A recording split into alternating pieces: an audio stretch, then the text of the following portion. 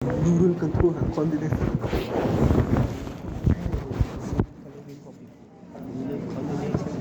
English वाले थे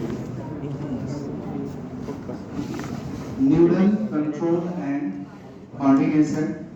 सबसे पहले यहाँ पे कोऑर्डिनेशन का मीनिंग समझे। कोऑर्डिनेशन का मतलब क्या होता है? कोऑर्डिनेशन का मतलब होता है interaction. Interaction between organ, between organ कहने का मतलब टू और more organ. Interaction between two or more organs or organ system.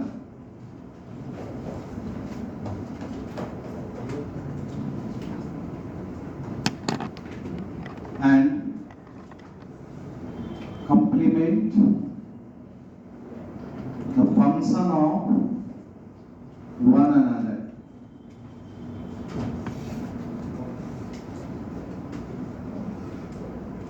Function of one another मतलब आप कोऑर्डिनेशन अगर बोलते हो तो सिंपल मीनिंग कोऑर्डिनेशन का इंटरेक्शन बिटवीन टू ऑर्गन और मोर देन टू ऑर्गन या टू सिस्टम या मोर देन टू सिस्टम।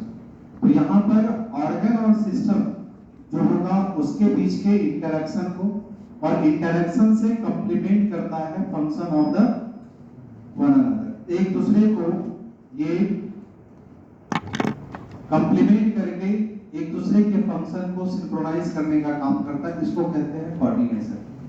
तो अब आप देखिए कि न्यूरल कंट्रोल एंड कोऑर्डिनेशन कहते हैं। तो न्यूरल का मतलब क्या होता है? न्यूरल का मतलब यहाँ पर ये रिप्रेजेंट करता है, न्यूरल कहे तो इसका मतलब है बाय नर्व। नर्व कहो या नर्वस सिस्टम कहो, नर्व या नर्वस सिस्टम। कंट्रोल अगर कहते हैं तो इसका मतलब क्या है? इसका मतलब हो गया बैलेंस। ये बैलेंस देने का काम करेगा इस ऑर्गन सिस्टम को। इसी को हम लोग कहते हैं coordination, neural control and coordination.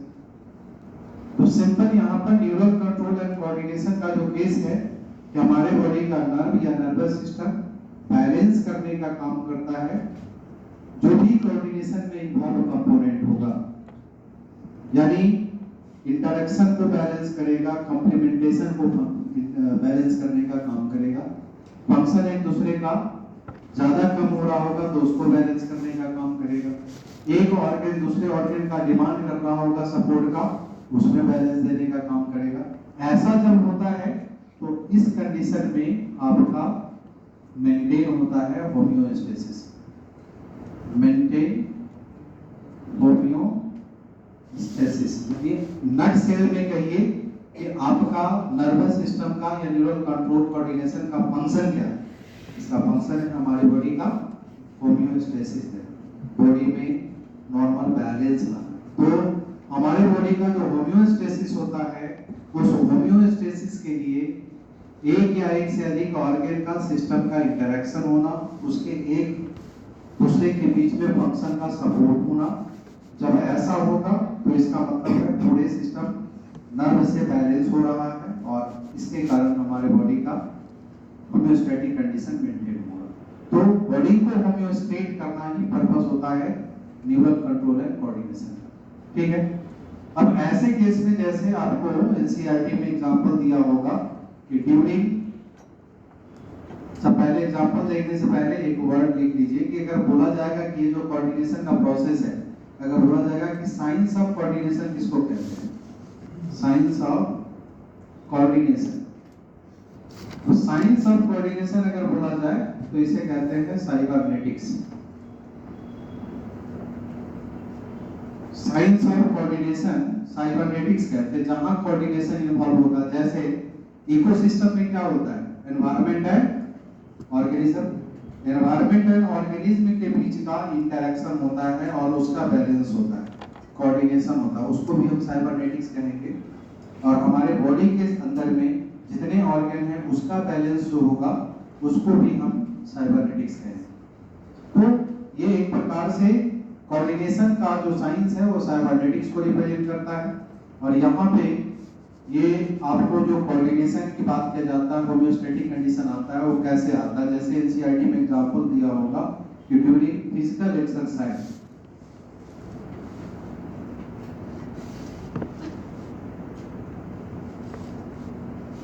Exercise के टाइम में नीड एटलीस्ट ये दो चीज का होता है,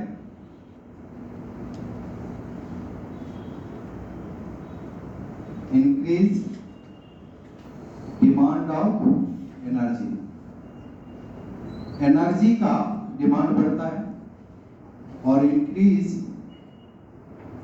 ऑक्सीजन सप्लाई, इन टिश्यू कह सकते हैं, ऑर्गन कह सकते हैं। तो ऑक्सीजन सप्लाई बढ़ता है, एनर्जी का डिमांड बढ़ता है।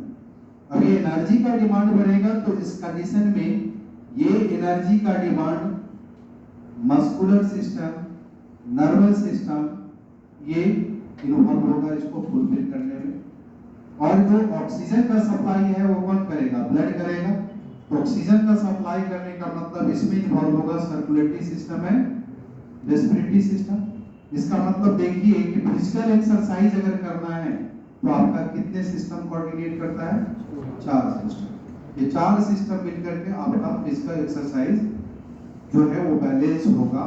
तो ये कहलाता है कोऑर्डिनेशन, इसको हम कहेंगे कोऑर्डिनेशन। ये कोऑर्डिनेशन का केस रिप्रेजेंट करता है। तो इस तरह से ये कंडीशन है कि हम अगर कोई भी एक्टिविटी शो करते हैं तो कोई एक सिस्टम पूरी तरह से उसे कंट्रोल नहीं कर सकता, मेंटेन नहीं कर सकता। उसमें मोर देन वन सिस्टम हमारा इन्वॉल्व होता है और वो उसको बैलेंस करने में हेल्प करने का काम करता है। तो इस तरह से जैसे एनर्जी का सप्लाई अगर हो जाएगा तो सिर्फ एनर्जी सप्लाई होने से एक्सरसाइज कंप्लीट नहीं होगा अगर ब्लड का सप्लाई नहीं हो पा रहा है, बीच में ही टिटानी हो जाएगा और मसल अरेस्ट हो जाएगा। तो इस तरह से ये ऐसे केस देखा जाता है। ये कोऑर्डिनेशन का जो सेंस होता है वो इस प्रकार से रिप्रेजेंट किया जाता है। अब देखिए कि जैसे कोऑर्डिनेशन वर्ड अगर हम लोग यूज करते हैं तो इसका मतलब है सिंक्रोनाइज्ड फंक्शन। हमारे बॉडी का जितने भी फंक्शन है वो सिंक्रोनाइज होता है, और फंक्शन को सिंक्रोनाइज होने के लिए क्या चाहिए? तो physiological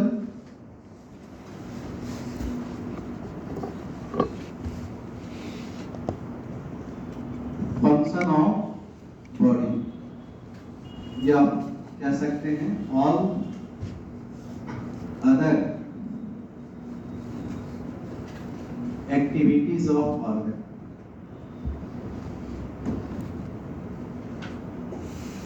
physiological function of body कहें या अदर एक्टिविटीज ऑफ ऑर्गन कहें, ऐसा अगर सिचुएशन होता है तो वो तब होता है कि जब आपका दो सिस्टम यानी nervous system and endocrine system ये एक्चुअली ज्वाइंटली इंटीग्रेट करता है। ये jointly coordinated, integrated and regulated physiological function of body and all other activities of body. मतलब नर्वस सिस्टम, एंडोक्राइन सिस्टम ये दोनों मिल करके कोऑर्डिनेट करेगा, इंटीग्रेट करेगा फंक्शन ऑफ फिजियोलॉजिकल फंक्शन या अदर एक्टिविटीज कहा जाएगा ऑर्गन का। इसका मतलब क्या हो गया? Synchronised function. अब जब फंक्शन सिंक्रोनाइज्ड हो गया, इसके लिए ये दो सिस्टम का होना जरूरी है, इसी को हम लोग कह देते हैं कोऑर्डिनेशन। तो एक्चुअली कोऑर्डिनेशन का मतलब है हमारे बॉडी का फंक्शन का बैलेंस होना, फंक्शन का रेगुलेशन होना। जो एनसीईआरटी का एक्सप्लेनेशन है उसी को हम इस तरह से आपको अप्लाइड फॉर्म में लेकर के कन्वर्ट करके बता रहे हैं कि कोऑर्डिनेशन का जो सेंस है, मीनिंग है वो क्या है। कोऑर्डिनेशन में एक तो मीनिंग हुआ कि मोर देन वन सिस्टम या ऑर्गन का इन्वॉल्व होना। दूसरा ये मीनिंग है कि जितने भी फंक्शन है वो सारे फंक्शन को सिंक्रोनाइज होना, और वो सिंक्रोनाइजेशन में हेल्प कौन करेगा? नर्वस सिस्टम है। ये nervous system, endocrine system synchronisation में हेल्प करने का काम करता है थ्रू फिजियोलॉजिकल फंक्शन और अदर एक्टिविटीज। अब ऐसे केस में ये दोनों जो होता है वो इंडिपेंडेंट काम नहीं करता, बल्कि ये इंटरडिपेंडेंट होता है, इंटरडिपेंडेंट होकर के काम करता है। ये दोनों इंटरडिपेंडेंट रहेगा और तभी यहाँ पर ये बैलेंस देने का काम करेगा, कोऑर्डिनेशन देने का काम करेगा। अब यहाँ नर्वस सिस्टम की अगर हम बात करें तो नर्वस सिस्टम जो होता है ये कोऑर्डिनेशन देने का काम करेगा। दोनों में बेसिक डिफरेंस ये है कि हमारे बॉडी का कोऑर्डिनेशन नर्व के थ्रू होगा तो नर्वस सिस्टम कहलाएगा, और हार्मोन के थ्रू होगा तो उसको एंडोक्राइन सिस्टम कहते हैं, यानी केमिकल कोऑर्डिनेशन कहते हैं। यानी न्यूरल कोऑर्डिनेशन और केमिकल कोऑर्डिनेशन इसी के आधार पे नाम दिया जाता है।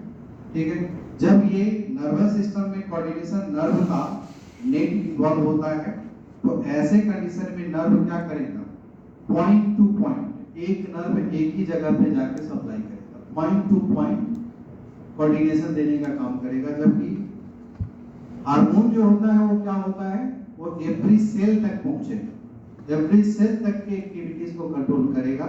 इसलिए एंडोक्राइन सिस्टम क्या होगा, डिफ्यूज कोऑर्डिनेशन होता है, और neural coordination point two point coordination होता है, मतलब इंडिविजुअल कोऑर्डिनेशन होता है।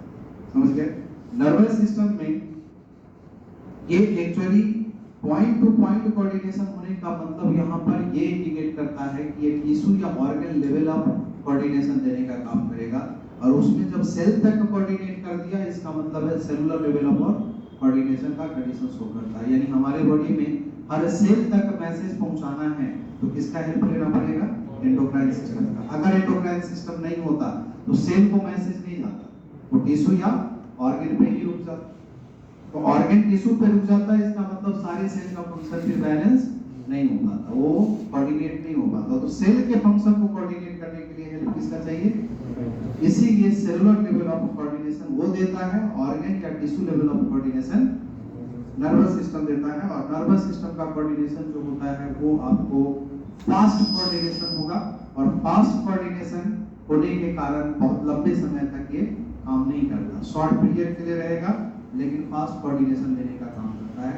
वहीं पे अगर एंडोक्राइन सिस्टम की हम बात करें तो एंडोक्राइन सिस्टम जो होता है हार्मोन का प्रोसेस होता है, वो कभी सेकेंड मैसेंजर के द्वारा काम करेगा, कभी साइटोप्लाज्मिक मैसेंजर के द्वारा काम करेगा। मतलब यहाँ पर जो है ये डिपेंड करता है कि इसका रिसेप्टर के टाइप पे डिसाइड होता है, इसके कारण जो होता है वो प्रोसेस स्लो हो जाता है। तो in compare to nervous system endocrine system क्या होगा, स्लो होता है, और स्लो होने के कारण इफेक्ट कंपैरेटिवली लॉन्गर पीरियड के लिए देने का काम करेगा। तो इस तरह से बेसिक डिफरेंस आपको देखा जाता, और ये टिश्यू तक मैसेज पहुंचाया तो सेल तक पहुंचाया, इसका मतलब क्या है, ये उस पे डिपेंड करके, और सेल से जब तक न्यूरोट्रांसमीटर नहीं आएगा तो ये काम नहीं कर पाएगा, मतलब ये उस पे डिपेंड करेगा, तो दोनों पे डिपेंडेंट हुआ, तो ये इंटरडिपेंडेंट इस कारण से है। तो इस तरह से इसमें हम लोग कह सकते हैं कि ये प्रोवाइड करता है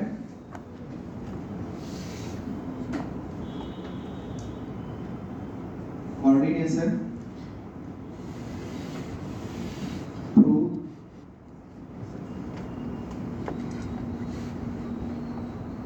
net of nerve fibre, net of nerve fibre या न्यूरॉन कह सकते हैं, दैट इज न्यूरल कोऑर्डिनेशन। इसलिए इसको न्यूरल कोऑर्डिनेशन कहते हैं, न्यूरल सिस्टम को। एंडोक्राइन सिस्टम में ये प्रोवाइड करता कोऑर्डिनेशन थ्रू हार्मोन। हार्मोन कहने का मतलब क्या है, एंडोक्राइन, एंडोक्राइन फैक्टर के द्वारा होता है, इसीलिए इसको कहा जाता केमिकल कोऑर्डिनेशन।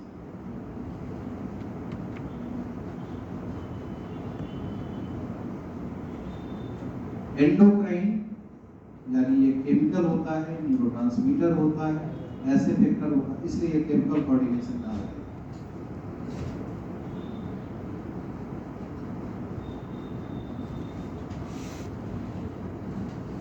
ये प्रोवाइड करता है पॉइंट टू पॉइंट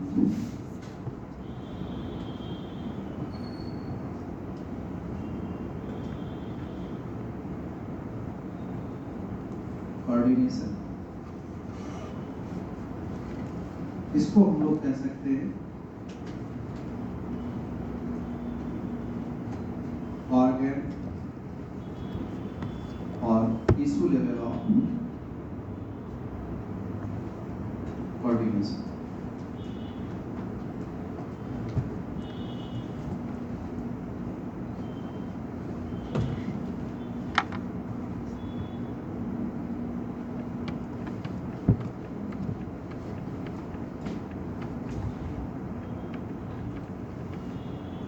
ये आपको प्रोवाइड करता है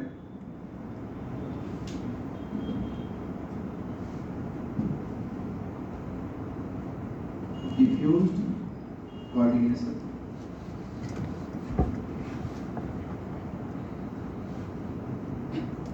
डिफ्यूज का मतलब है स्प्रेडेड, स्प्रेडेड ये कोऑर्डिनेशन देने का काम करेगा। ऐसे केस को हम लोग कहेंगे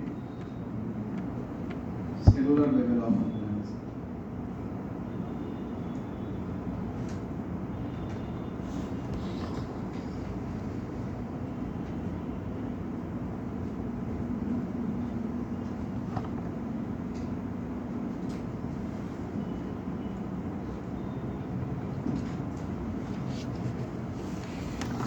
fast and short breath coordination का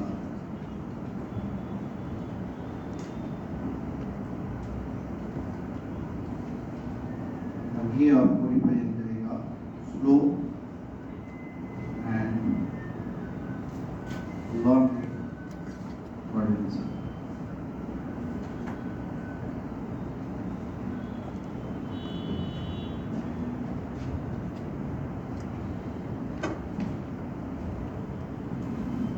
इंडिपेंडेंट होने का कारण है टिश्यू से सेल तक ये पहुंचाने का काम करेगा, इसलिए independent.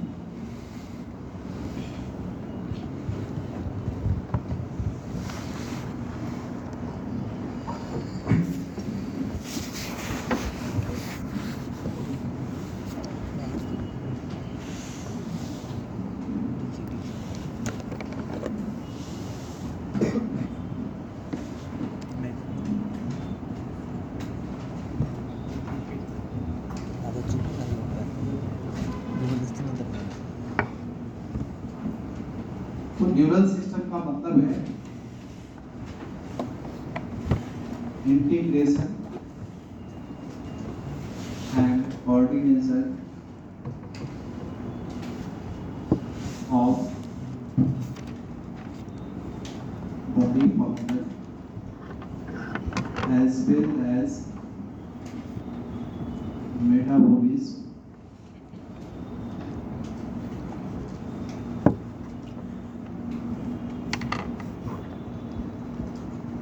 and homeostasis of organ activities। तो अभी तक हमने इसी चीज को एक्सप्लेन किया है, यानी न्यूरल सिस्टम का जो ओवरऑल इंटीग्रेशन कोऑर्डिनेशन होता है वो हमारे बॉडी फंक्शन को बैलेंस में लाने का काम करता, मेटाबॉलिज्म को बैलेंस में लाने का काम करता और बॉडी को जितने भी ऑर्गन है, ऑर्गन एक्टिविटीज है उसको होमोस्टेसिस देने का काम करता है। तो ये इसका मीनिंग रिप्रेजेंट करता है। अब ये नर्वस सिस्टम में अगर बोला जाएगा कि फर्स्ट इवॉल्व नर्वस सिस्टम इसमें देखा गया है। फर्स्ट इवॉल्व नर्वस सिस्टम मतलब simplest nervous system. Simplest nervous system, ये सिंपलेस्ट नर्वस सिस्टम में जैसे एनसीईआरटी में लोअर इनवर्टिब्रेट लिखा है। लोअर इनवर्टिब्रेट का मतलब यहाँ पर ये जो होगा वो आपको हाइड्रा को कंसीडर करेगा। वहां लोअर इनवर्टिब्रेट लिखा, लोअर इनवर्टिब्रेट कहने का मतलब है इसमें हाइड्रा से स्टार्ट करता है नर्वस सिस्टम। तो सबसे सिंपलेस्ट नर्वस सिस्टम हाइड्रा में होता और वो नर्वस सिस्टम किसके द्वारा बनाया जाता है? नॉन पोलर न्यूरॉन के द्वारा। और इसीलिए इसके नर्वस सिस्टम को हम क्या कहते हैं? Diffuse nervous system. Non polar का मतलब क्या बताया हमने? न्यूरॉन बनाते समय बताया था न्यूरॉन नॉन पोलर और अपोलर होता है। जनरल ऑथर नॉन पोलर अपोलर दोनों को सेम बोल देता है, लेकिन हमने बताया था कि नॉन पोलर का मतलब ये होता है जिसमें ब्रांच तो होगा, मतलब डेंड्राइट न्यूराइड्स तो होगा, लेकिन वो न्यूराइड्स एक्सॉन डेंड्रॉन में डिफरेंशिएटेड नहीं होगा। All neurites are of equal size, जो हर डायरेक्शन में इंपल्स को कंडक्ट कर सकता है, ऐसे केस होता है। लेकिन अपोलर कह देते हैं, इसका मतलब बुलेट से, कहने का मतलब उसमें कोई न्यूराइड्स होगा ही नहीं, कोई ब्रांचेस नहीं होगा। तो यूकैरियोटिक मतलब क्या कहते हैं, वर्टिब्रेट के केस में जो होगा अपोलर कंडीशन लेते हैं, लेकिन यहाँ पर इनवर्टिब्रेट में या हाइड्रा के केस में जो लेते हैं नॉन पोलर लेते हैं। इससे सिंपलेस्ट जो नर्वस सिस्टम होता है, इस नर्वस सिस्टम को डिफ्यूज्ड नर्वस सिस्टम कहा जाता है, ठीक है। तो डिफ्यूज्ड नर्वस सिस्टम कैरेक्टर होता है हाइड्रा का।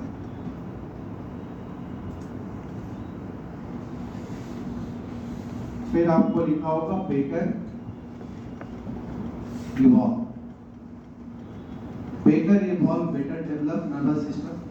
बेटर इवॉल्व नर्वस सिस्टम का मतलब है first true nervous system. First true nervous system का अपीयरेंस किसमें हुआ है? तो जैसे उसमें लिखा है एनसीईआरटी में इंसेक्ट के बारे में, लेकिन ये नहीं, आपको याद रखना है ये first true nervous system annelids में कंसीडर करेंगे। और उसका ये इंसेक्ट लिखा है तो आप इंसेक्ट भी लीजिए, मतलब आर्थ्रोपोड में एनालिट्स एंड आर्थ्रोपोड्स दोनों में एक ही जैसा नर्वस सिस्टम पाया जाता है। आर्थ्रोपोड के नर्वस सिस्टम को एनालिट टाइप नर्वस सिस्टम बोलते हैं। आर्थ्रोपोड का nervous system analyte type nervous system कहलाता है। तो इसीलिए वहां पर इंसेक्ट एग्जाम्पल देकर के दिखाया है, लेकिन insect is more advance than annelids. इसीलिए ऐसे केस में पहले प्रेफर अगर चॉइस आता है तो एनालिट को करेंगे, क्योंकि सबसे पहला अपीयरेंस एनालिट में लिया जाएगा, देन इंसेक्ट की बात किया जाएगा। अगर वो नहीं है तो हम इंसेक्ट प्रेफर कर सकते हैं। तो ये फर्स्ट ट्रू नर्वस सिस्टम का केस रिप्रेजेंट करता। और वेल डेवलप अगर बोला जाएगा तो वेल डेवलप में आपको दिया है वर्टिब्रेट। वेल डेवलप का मतलब होता है कंप्लीट नर्वस सिस्टम। ये कंप्लीट नर्वस सिस्टम जो रिप्रेजेंट करेगा वो आपको देखा जाता है वर्टिब्रेट। वर्टिब्रेट्स का nervous system complete nervous system represent करेगा।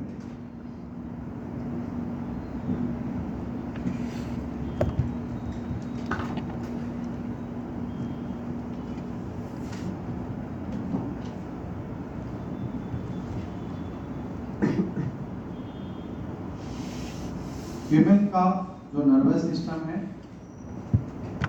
उस नर्वस सिस्टम का दो कंपोनेंट माना जाता है।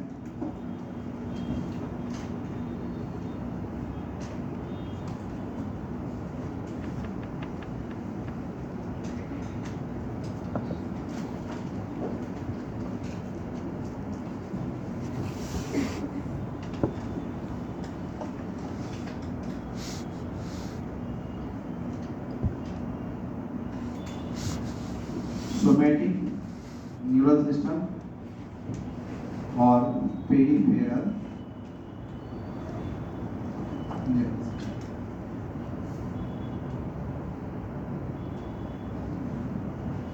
Somatic neural system, peripheral neural system,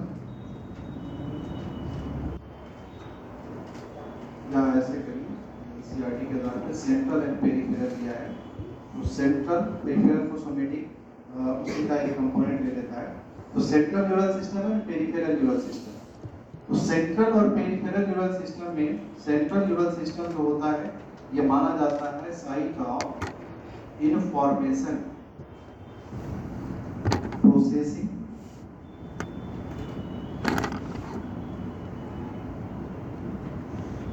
and integration.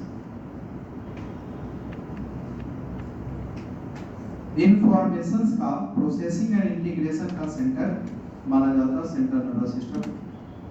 और ये सेंट्रल नर्वस सिस्टम आपको रिप्रेजेंट करता है सीएन ब्रेन है, spinal cord, brain and spinal cord.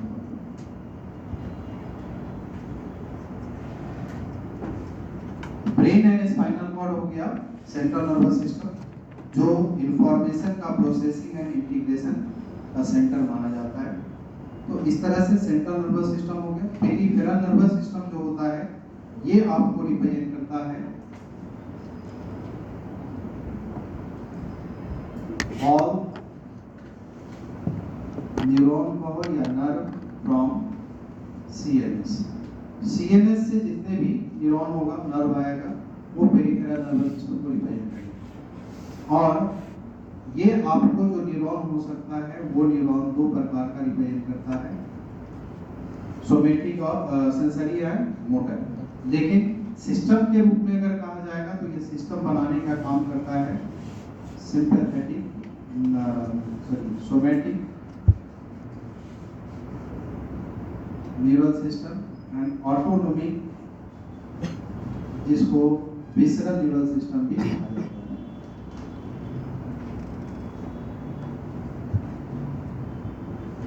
Autonomic और visceral neural system.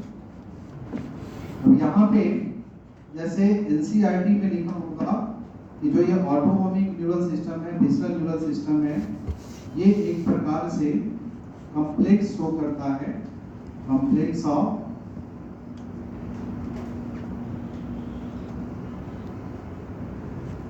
nerve fibers, ganglia and plexus। ये तीन कंपोनेंट के कॉम्प्लेक्स को ऑटोनोमिक नर्वस सिस्टम बोलता है। ठीक है, अब बनता भी इसी से। गैंग्लिया जो होता है वो अगर लैटरल गैंग्लिया हुआ तो उसको हम लोग क्या कह देते हैं, सिंपैथेटिक गैंग्लिया, और पेरिफेरल गैंग्लिया बनाता है तो उसको पैरासिम्पैथेटिक गैंग्लिया।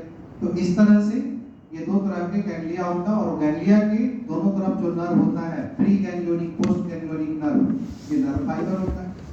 और नर्व जहां टर्मिनेट करेगा जिस ऑर्गन से, वहां प्लेक्सस बनाएगा, तब ले जाकर के बना देता है सिस्टम, जिसको हम सिंपैथेटिक सिस्टम है, पैरासिम्पैथेटिक सिस्टम कहते हैं। क्योंकि ये तो आपको एनसीईआरटी में कॉम्प्लेक्स ऑफ नर्व फाइबर और गैंग्लिया प्लेक्सस जो बताता है, ये आपको दो सिस्टम को बनाने का काम करता। एक को कहते हैं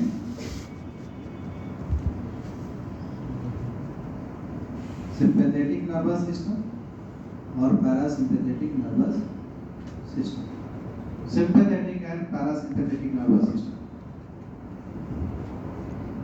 तो यहाँ पे क्या करता है कि सोमेटिक नर्वस सिस्टम जो होता है ना, दोनों में डिफरेंशिएट जो किया जाता, सोमेटिक नर्वस सिस्टम का काम क्या है, ये एक्चुअली इंपल्स को रिले करने का काम करेगा वॉलेंट्री ऑर्गन में, skeletal muscles.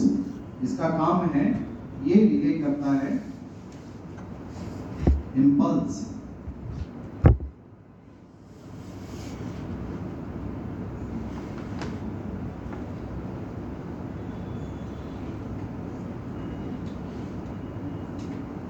into skeletal muscles। Skeletal muscle मतलब आप वॉलेंट्री ऑर्गन करके याद रख सकते। तो जो वॉलेंट्री ऑर्गन है, इस वॉलेंट्री ऑर्गन के कोऑर्डिनेशन को, स्केलेटल मसल के कोऑर्डिनेशन को सोमेटिक न्यूरल सिस्टम कहते हैं। और यहाँ पे कह दिया है कि ये जो सिंपैथेटिक पैरासिम्पैथेटिक है वो एक्चुअली रिले करता है, सिंपैथेटिक एंड पैरासिम्पैथेटिक जो होगा ये रिले करने का काम करता है इंपल्स into involuntary organ और स्मूथ मसल्स। इनवॉलेंट्री ऑर्गन और स्मूथ मसल्स में वो आपको सिग्नल को, इंपल्स को ट्रांसफर करने का काम करता है। तो सिंपल मीनिंग यहाँ पर यही है कि central nervous system brain and ganglia को रिप्रेजेंट करता, जहां पे किसी भी सिग्नल का क्या होता है, प्रोसेसिंग होता है, इंटीग्रेशन होता है, मतलब डिसाइड किया जाता है कि ये इनपुट कैसा है, इसका रिप्लाई कैसा देना है। समझ गए? तो ये डिसीजन मेकर होता है सेंट्रल नर्वस सिस्टम। अब वो डिसीजन जो होगा, अगर ऐसा होता है कि डिसीजन मेकर हुआ, ये डिसीजन मेकर पेरिफेरल से सिग्नल लेता है। क्या लिखा है, ऑल न्यूरॉन फ्रॉम सीएनएस। मतलब क्या है, इसको डिसीजन करना है और डिसीजन किसके आधार पे करना है, इसके सिग्नल के आधार पे। सिग्नल कौन देगा, पीएनएस। डिसीजन कौन करेगा, सीएनएस। अब ये सिग्नल लाएगा तो सिग्नल कैसा लाएगा, आइदर सोमेटिक टाइप का या सोमेटिक का मतलब वॉलेंटरी ऑर्गन का सिग्नल देगा। जो जितने भी वॉलेंटरी और वॉलेंटरी ऑर्गन हमारा बना हुआ है किससे, स्केलेटल मसल से, उससे सिग्नल आएगा। तो वो सिग्नल ले जाने लाने का जो भी चीज है वो यहाँ सोमेटिक नर्वस सिस्टम करेगा और वो उसको प्रोसेसिंग करके बताएगा कि कैसा इसका रिप्लाई होना चाहिए। ठीक उसी प्रकार से ऑटोनोमिक नर्वस सिस्टम जो होता है वो हमारा इनवॉलेंटरी ऑर्गन का या स्मूथ मसल का जो सिग्नल होगा वो भेजने का काम करेगा इसको, और फिर ये कहेगा कि इसका सिग्नल का रिप्लाई कैसा होगा। तो उस तरह से आइदर सिंपैथेटिक यानी एक्टिविटी बढ़ा करके देना है या घटा करके देना है, ऐसे केस को डिसाइड करने के लिए उसको दिया जाएगा। इसीलिए ऑटोनोमिक न्यूरल सिस्टम या विजुअल न्यूरल सिस्टम जो हमारा होता है वो एक प्रकार का इस सेंट्रल नर्वस सिस्टम पे कंप्लीट डिपेंड नहीं करता है। मतलब वो सिग्नल को देता है, वहां से ये सिर्फ इतना ही इंफॉर्मेशन लेना है कि इसको करना क्या है, मतलब इसके एक्टिविटी को बढ़ाना है या घटाना है। बढ़ाना घटाने का जो डिसीजन है वो भी ऑटोनोमिक नर्वस सिस्टम खुद लेने का काम करता है। समझ गए? तो इसीलिए ऑटोनोमिक नर्वस सिस्टम को गेट कीपर सिस्टम कहते हैं। गेट कीपर सिस्टम कहते हैं मतलब जो हमारा इनवॉलेंटरी गेट कीपर होता है वो होता है ऑटोनोमिक नर्वस सिस्टम, और वॉलेंटरी गेट कीपर होता है हमारा थैलेमस होता है। कौन होता है? थैलेमस। समझ गए? ऑप्टिक थैलेमी या थैलेमस बोलते हैं। तो वॉलेंटरी के लिए, सोमेटिक के लिए जो गेट कीपर का काम करता है वो होता है थैलेमस, और इनवॉलेंटरी के लिए गेट कीपर कौन हो गया? समझ गए? तो इस तरह से ये आपको उसके सिग्नल को कोऑर्डिनेशन के लिए ये रिलेशन रिप्रेजेंट करता है।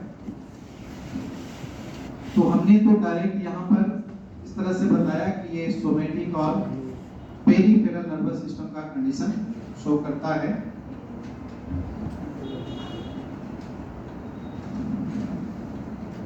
लेकिन इस पेरिफेरल नर्वस सिस्टम में दो तरह का नर्व इन्वॉल्व होता है। पीएनएस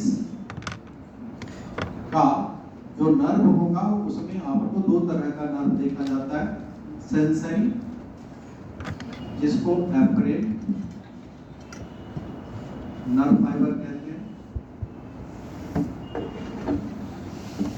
मोटर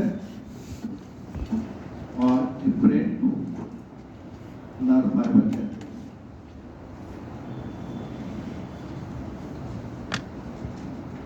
इसका काम है एक्चुअली जो भी सिग्नल होगा वो सिग्नल सेंसरी क्या करेगा, किसी भी पेरिफेरल टिश्यू, पेरिफेरल टिश्यू हो, ऑर्गन हो, यहां से सिग्नल को ले जाने का काम करता है। समझ?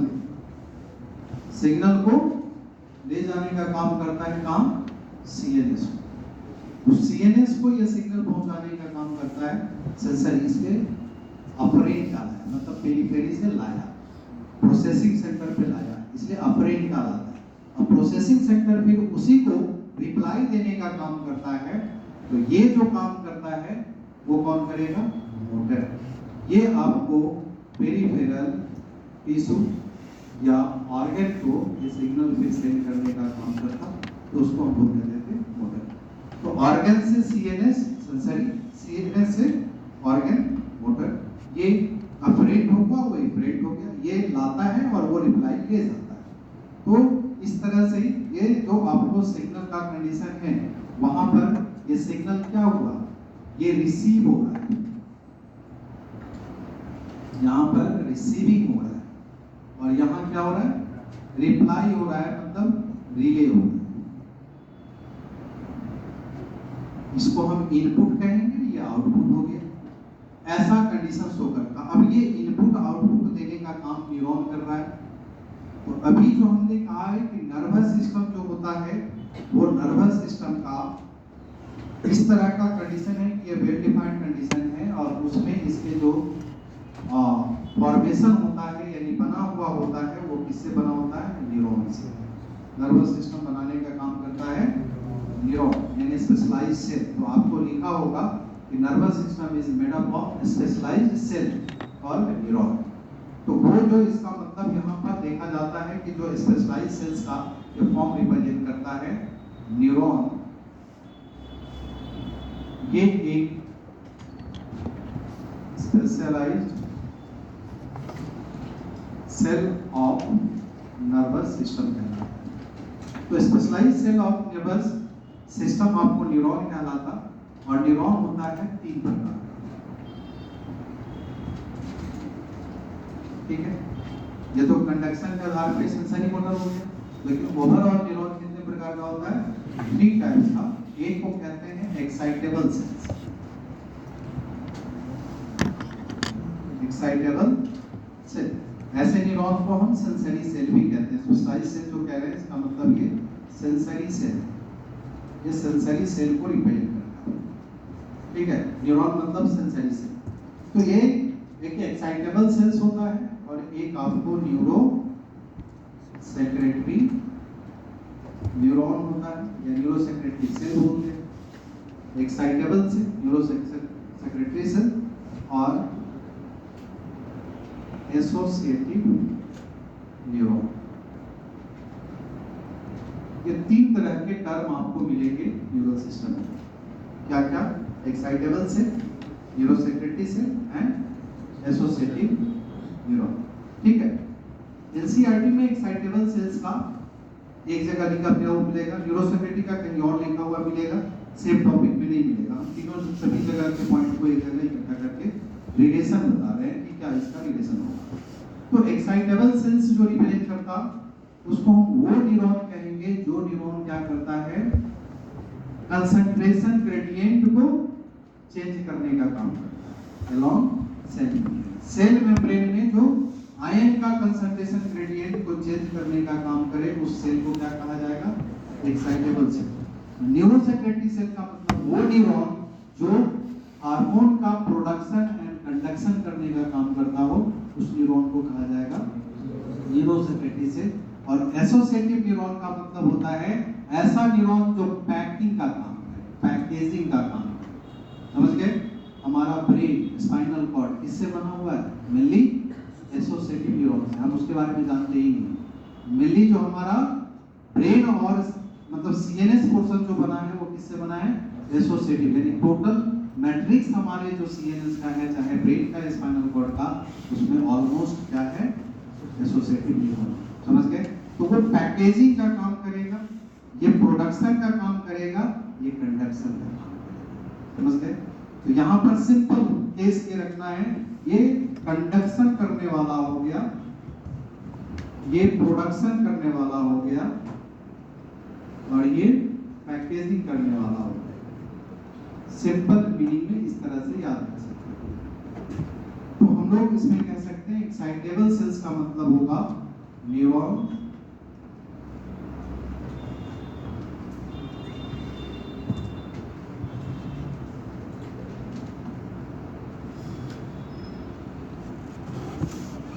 having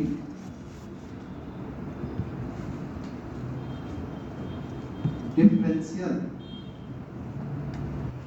concentration gradient of ions along cell membrane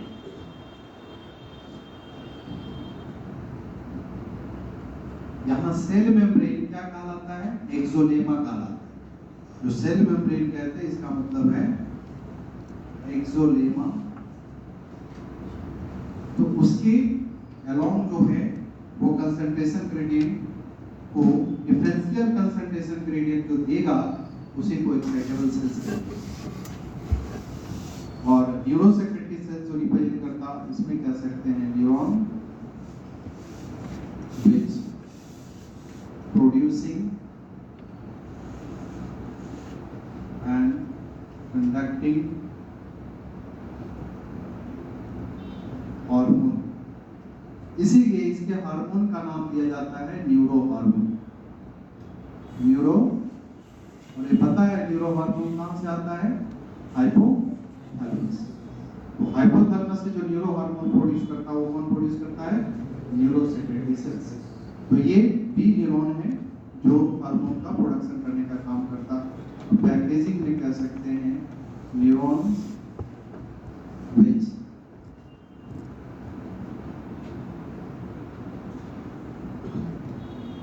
involving packaging of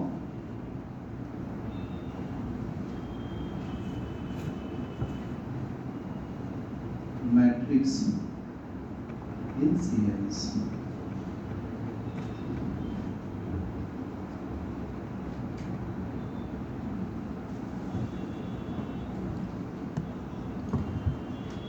इस कारण से ये आपको इंटर सेंसरी टाइप का काम करेगा। ये जो होता है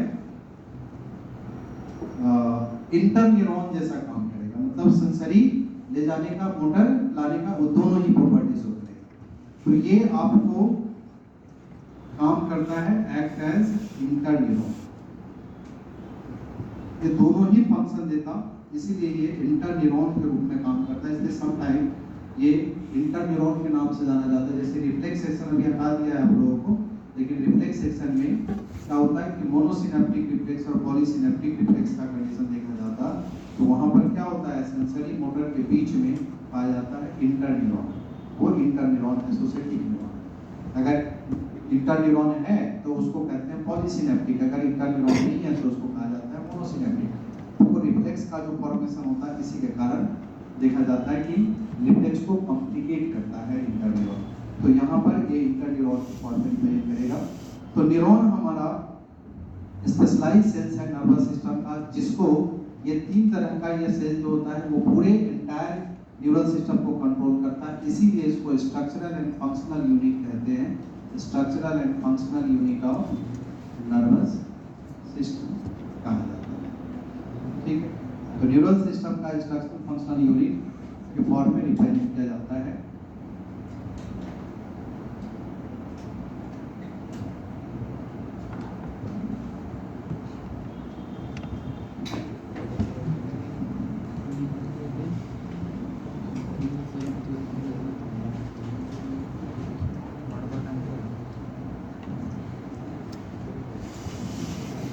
एक बात हमेशा याद रखिए, ऑटोनोमिक न्यूरल सिस्टम सिर्फ और सिर्फ रिले सेंटर का काम करता है। Autonomic nervous system only relay centre, जैसे हमने दोनों में लिखा है, सोमेटिक में भी रिले और उसमें भी रिले लिखा।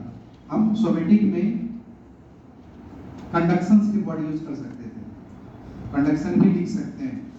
वो कंडक्शन कर देंगे तो मतलब इनपुट और आउटपुट दोनों होगा। लेकिन ऑटोनोमिक नर्वस सिस्टम में ऑलवेज लिखा जाएगा रिले। समझ गए? रिले वर्ड का मतलब सिर्फ वो आउटपुट देता है, इनपुट उसका फंक्शन नहीं होता है। तो आउटपुट मेनली जो है उसके फंक्शन रिप्रेजेंट करता। तो इसलिए दिमाग में रखिए कि यहाँ पर जो हमेशा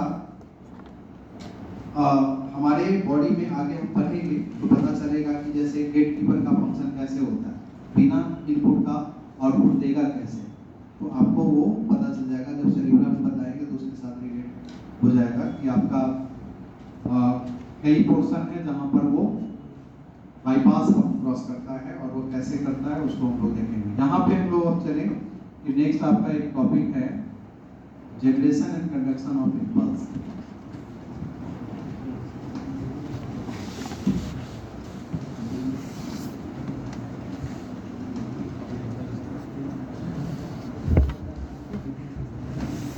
generation and conduction of impulse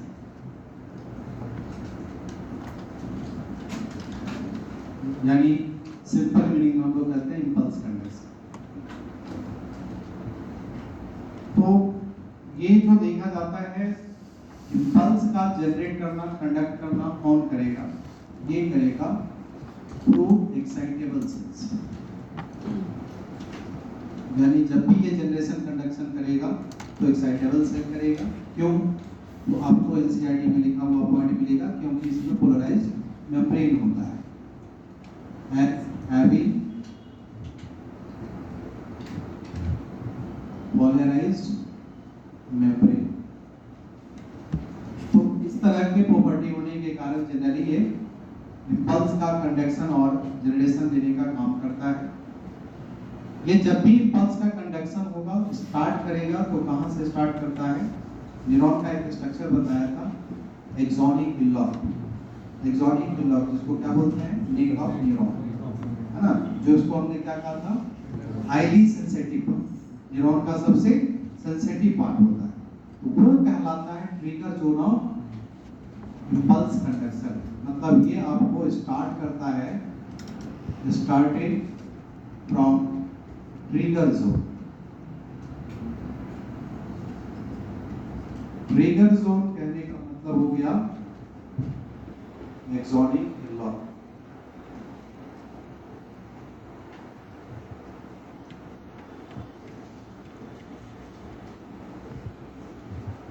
axonic हिल्लॉक से इम्पल्स का कंडक्शन होता है और जनरेशन कंडक्शन जब भी इम्पल्स का होगा तो ये आपको देखा जाता है along axonal membrane,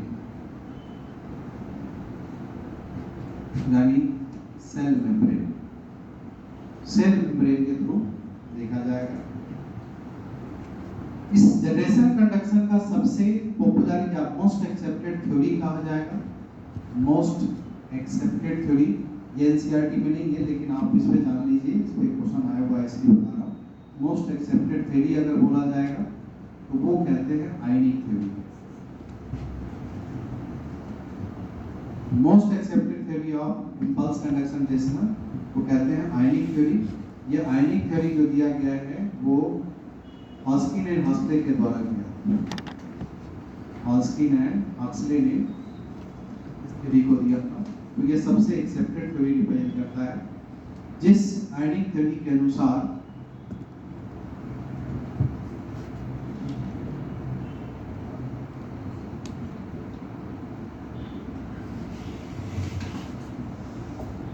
impulse conduction जो होता है,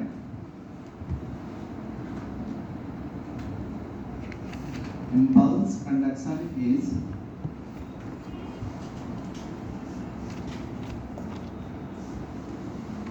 an electrochemical phenomenon.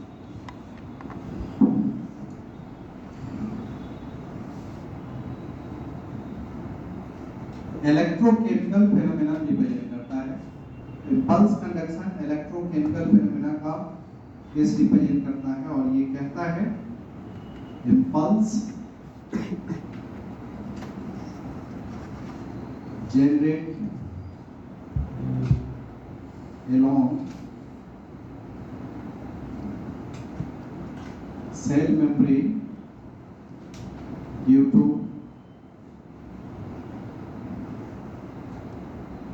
differential conduction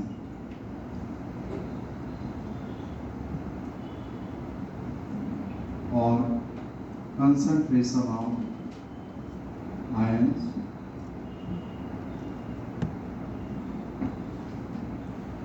from outside to inside और वाइस वर्सा। इसके कारण देखा जाता है तो डिफरेंशियल कंडक्शन और कंसंट्रेशन होगा आयंस का, उसके कारण ये इम्पल्स का कंडक्शन देखा जाता है। तो ये पॉइंट एनसीईआरटी में लिखा हुआ है, लेकिन ये डिफिनीशन किसका है? आयनिक थ्योरी। तो आयनिक थ्योरी में ही इस तरह के कंडक्शन के कंसेप्ट को ये रिप्रेजेंट करता है।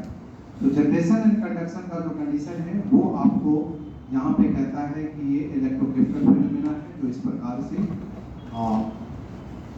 कंसंट्रेशन ग्रेडियंट के वेरिएशन के कारण होता है, और ये आपको देखा जा सकता है इन 3 स्टेप्स। 3 फेज रिप्रेजेंट करता है। वो फेज रिप्रेजेंट करता है आपको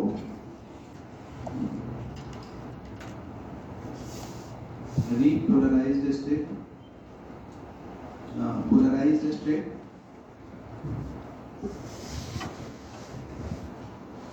depolarized state,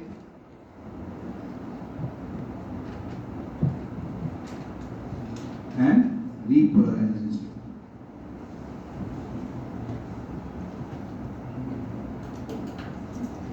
यानी उस प्रोसेस को हम लोग कह देंगे पोलराइजेशन, डिपोलराइजेशन एंड रीपोलराइजेशन। तो ये 3 स्टेट में आपका इम्पल्स कंडक्शन का प्रोसेस कंप्लीट करता है। ठीक है, जो कंसंट्रेशन ग्रेडियंट ऑफ आयंस जो होगा उसके वेरिएशन के कारण ही हो गया। ठीक है, इसमें फैमिली लगेगा हमसे 35 मिनट लगेगा।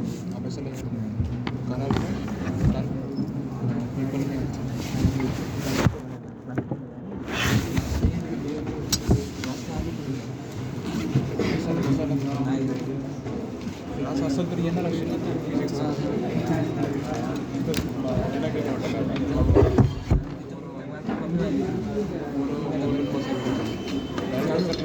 काढलं त्याच्या